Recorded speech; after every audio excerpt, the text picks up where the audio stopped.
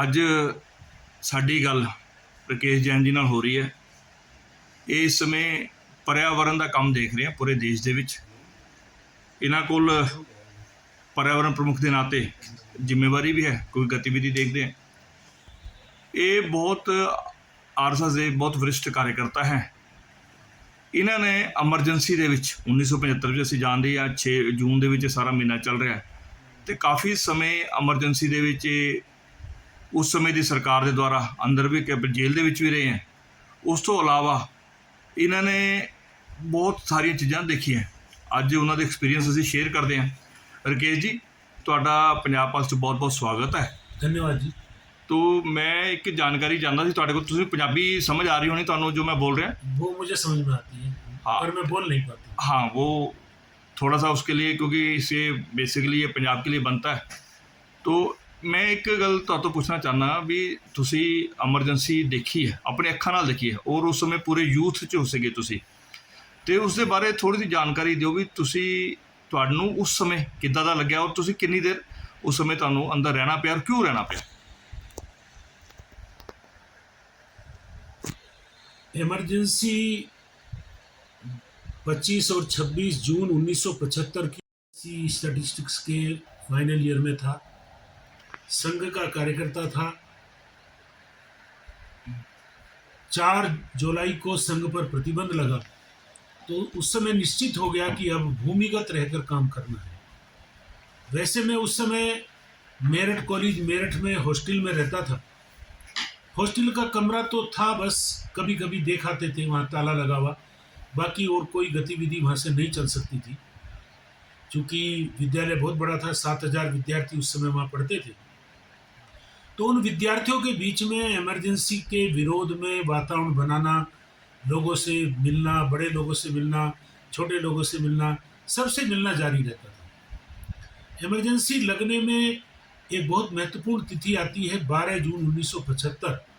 श्रीमती इंदिरा गांधी जो उस समय प्रधानमंत्री थी, उनके जीवन में 3 बड़ी घटनाएं उसी तारीख को हुई।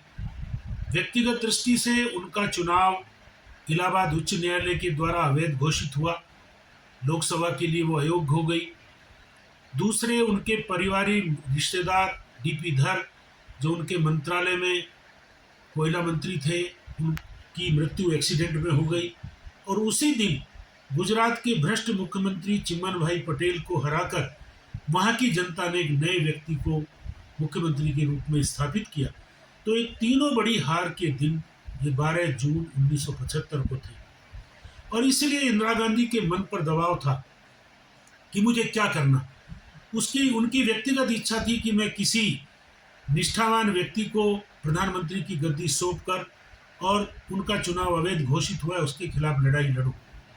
परंतु जो प्रधानमंत्री की कुर्सी के इर्द गिर्द उनके निकट के लोग रहते हैं, जिसको किचन कैबिनेट भी कहते हैं, जिसमें हरिकिशन लाल भगत जो 84 के दंगों में भी बड़े बदनाम हुए, और इसी तरह से जगदीश टाइटलर, और प्रमुख नामों में एक थे सिद्धार्थ शंकर राय। ये प्रमुख रूप से लोग थे जो इंदिरा गांधी के ऊपर दबाव डाला कि नहीं, आपने इस्तीफा नहीं देना। सिद्धार्थ शंकर राय बड़े कानूनविद थे। उन्होंने आपातकाल घोषित करने की सलाह दी।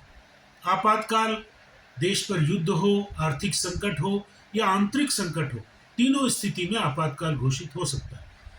25 जून की रात को फखरुद्दीन अली अहमद जो राष्ट्रपति थे, उनके हस्ताक्षर से आपातकाल लागू हो गया। लोगों को मालूम नहीं था।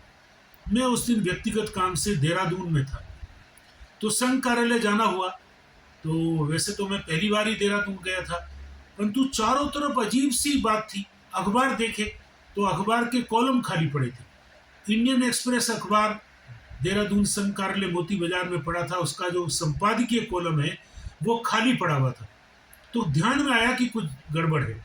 वहीं पर संघ के कार्यकर्ता वहाँ से कुछ सामान हटा रहे हैं, उनसे बात हुई, तब मुझे पता चला कि सरकार ने इमरजेंसी लागू कर दी। मैं तुरंत मेरठ की ओर वापस गया और फिर वहाँ संघ के अधिकारियों के परिचय किया, संपर्क किया, कहाँ वो है, उनसे व्यक्तिगत मिलने गया। और फिर आगे की दिशा तय हुई कि अब भूमिगत रहकर ही काम करना है।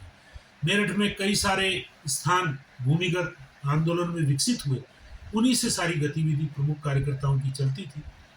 हमारे उस समय के विभाग प्रचारक थे माननीय ज्योति स्वरूप जी, जो बाद में हिमगिरी यानी हिमाचल जम्मू कश्मीर के प्रांत प्रचारक भी रहे, और श्री रामलाल जी जो वहाँ के नगर प्रचारक थे, बाद में वो क्षेत्र प्रचारक भी रहे और बीजेपी के राष्ट्रीय संगठन मंत्री भी रहे। दोनों एक आप तरम आप रोक रहे इस मतलब कि जिहड़ी गल आपां कर रहे हैं उस समय आप लोगों ने ये मान लिया था भी हमने इमरजेंसी का प्रतिकार करना है। हाँ, बदला उसको इमरजेंसी को विरोध देश करना से है। हटाना है, क्योंकि आपको ये लगता था भी ये कॉन्स्टिट्यूशन के खिलाफ है और देश के खिलाफ है, तो ये आप अपनी योजना बता रहे हैं। हाँ।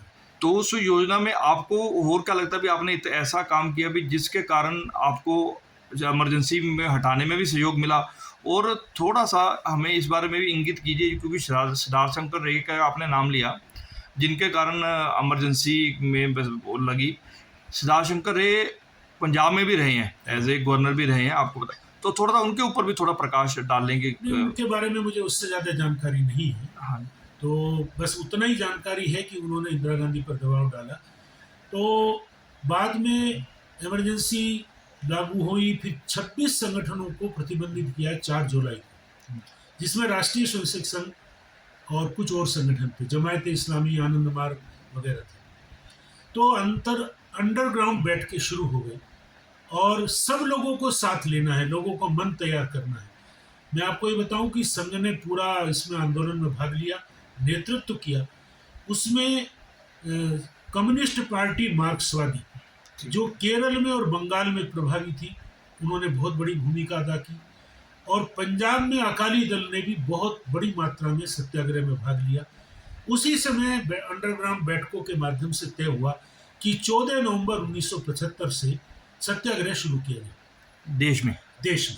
उससे पहले जो लोग वांटेड थे, जो जिनके नाम वारंट थे, उनके लिए तय था कि वो सत्याग्रह करके जेल जाएं, गिरफ्तारी का विरोध ना करें, जेल में रहें। कुछ लोगों की बाद में उनमें जमानत भी हो गई। बाद में 14 नवंबर से और 23 जनवरी तक सत्याग्रह शुरू चला। 23 जनवरी सर 76 ठीक।